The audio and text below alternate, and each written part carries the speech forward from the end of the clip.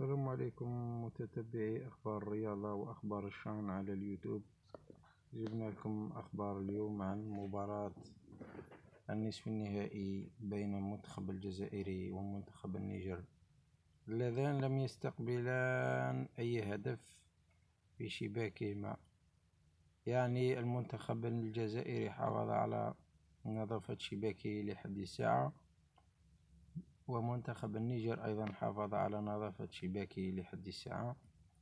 المنتخب الجزائري راه عنده حظوظ كبيرة، لأنه راح يلعب أمام جمهوره وأمام أبناء وطنه وأمام كل مشجع يحب ولا سيبورتي ليكيب ألجيريان. منتخب النيجر أيضا ما نطيحولوش من القيمة تاعو، منتخب يعني دار باركور لحد الساعة مليح، ورانا شوية الإمكانيات تاعو.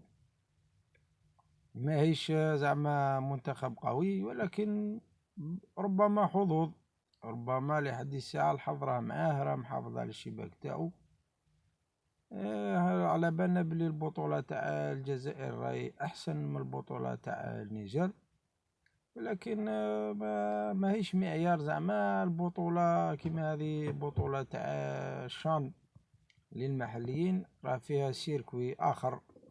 يعني قادر يكون شامبيونا تاع بلد ما ضعيفة، ولكن في إطار لعب مباريات دولية يكون رأي آخر للاعبين، ويلعبوا بروح الجماعة ويديروا نتيجة.